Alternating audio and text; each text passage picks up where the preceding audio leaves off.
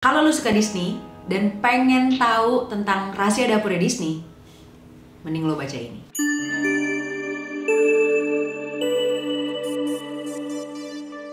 Hai teman-teman, gue Mutia Zahra Feryani. Di video-video gue bakal banyak ngebahas tentang berbagai karya sebagai bentuk apresiasi gue dalam menikmati buku, film, musik, serial, dan masih banyak lagi.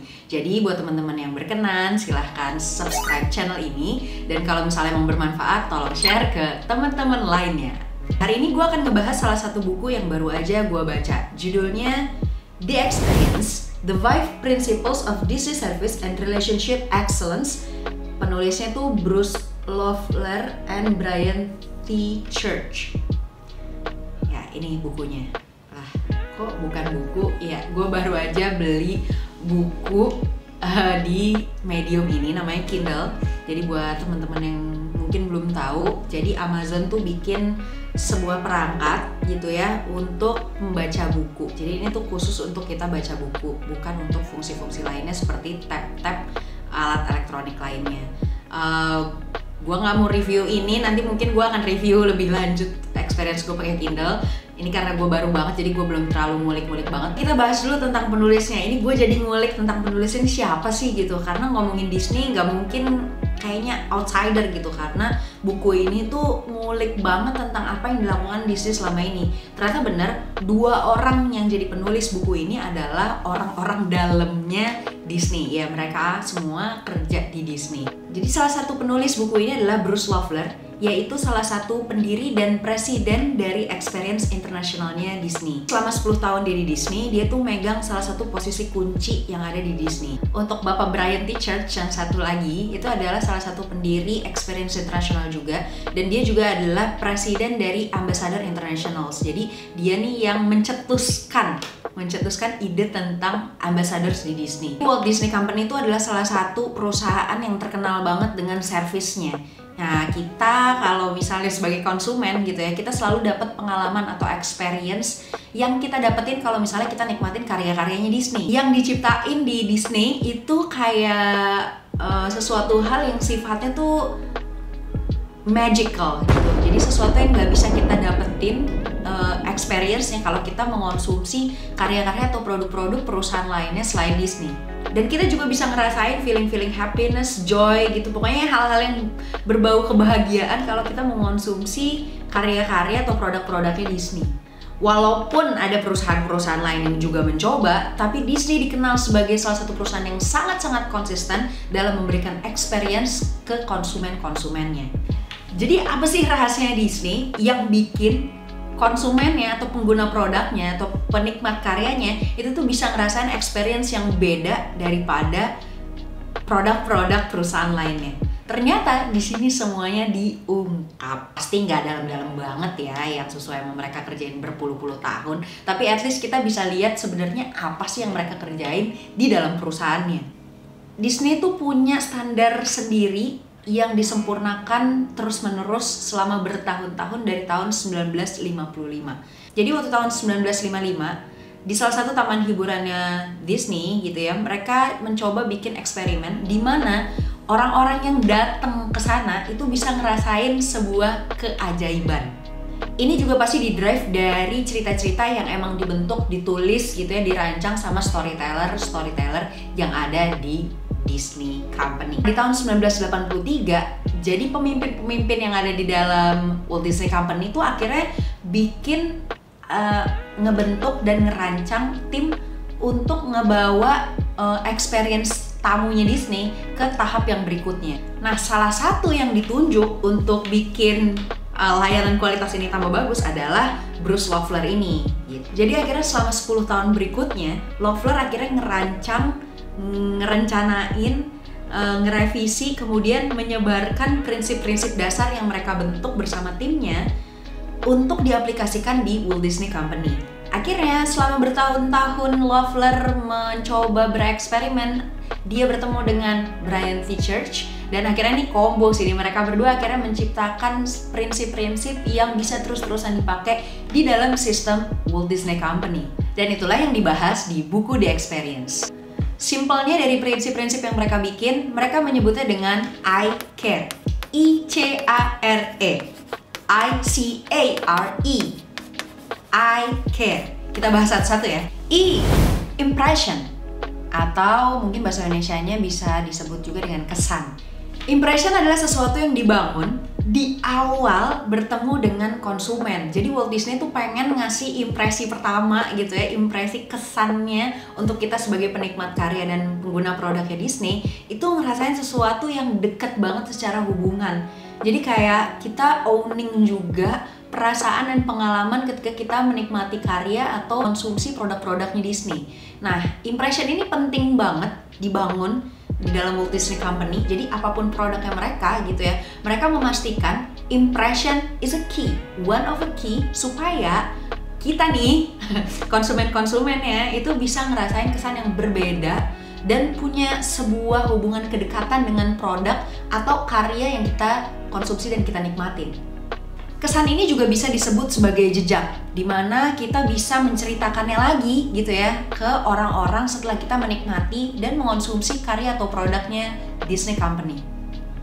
Yang kedua, C, connection, atau biasa juga disebut dengan koneksi dalam bahasa Indonesia. Koneksi adalah titik terpenting dari sebuah kontak dan hubungan. Hal yang keren banget menurut gue, salah satu inovasi sebelum yang sekarang akhirnya dipakai oleh berbagai produk lain adalah membuat konsumen-konsumen mereka menjadi ambasadornya Walt Disney Company atau Disney Company. Jadi konsumen-konsumen yang emang udah suka banget sama produk-produk Disney atau karya-karyanya Disney akhirnya dibikin jadi duta atau representatif dari produk-produk dan brand-brandnya Disney. Karena menurut dia, konsumen yang udah suka sama karyanya atau suka sama produknya akan lebih mudah menceritakan atau merepresentasikan bagaimana pengalaman mereka dalam mengonsumsi dan menggunakan produk juga karya-karyanya Disney. Ini brilian banget sih. Jadi Brian T. Church ngasih tahu di buku ini, dia tuh dapat ide ini dari dunia politik, di mana negara-negara itu biasanya punya ambasador-ambasador di negara-negara lainnya gitu untuk merepresentasikan negaranya, karena akan lebih mudah untuk menjangkau orang-orang lain. Kalau misalnya negara itu punya perwakilan-perwakilan, akhirnya Disney juga membentuk itu dan dibikinlah namanya ambassadors. Jadi antara kontak dan hubungan dari produk, karya ke konsumen itu bisa sangat didelegasikan oleh si ambasador-ambasador yang mereka pilih, yang juga ambasador-ambasadornya ini adalah konsumen atau pengguna dari produk dan karya-karyanya Disney. Yang berikutnya, A, attitude. Ya, sikap sih ya, lebih tepatnya. Jadi Disney tuh nge-highlight banget apapun yang mereka pikirin, omongin, dan lakuin.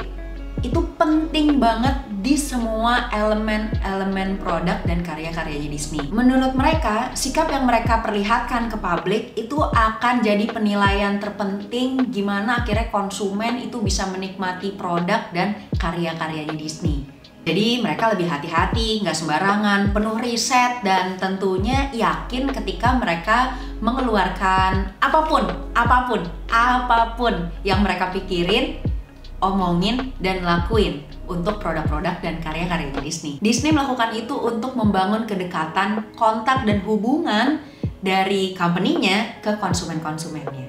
Dan itu brilian banget sih. Jadi secara psikologi penting banget juga gitu, karena kita nggak mungkin bisa jadi dekat sama orang kalau kita nggak ngerasa connect sama orangnya. Nah, attitude atau sikap yang diambil sama Walt Disney itu benar-benar mereka pikirin supaya mereka tahu gimana caranya ngedeketin konsumennya. Yang berikutnya, R, response.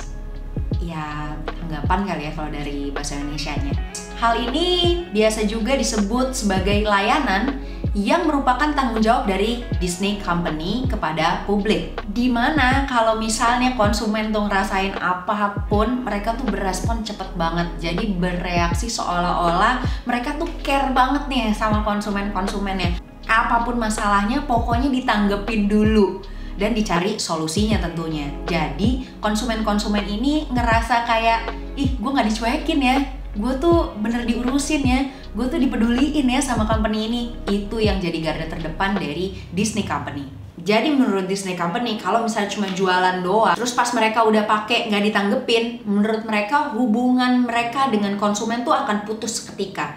Jadi itulah yang mereka jaga terus menerus. Sustainability dari hubungan itu ternyata penting banget buat Disney supaya konsumen-konsumennya itu terus ngerasa diurusin, diperhatiin, gak dicuekin, terus ditanggepin, dan akhirnya nanti kalau misalnya mereka jual produk lagi gitu ya, atau bikin karya lagi, nah konsumen-konsumen ini akan tetap beli atau konsumsi karya-karya dan produk-produknya mereka. Tentu saja karena ngerasa dekat, karena ditanggepin terus, gak dicuekin.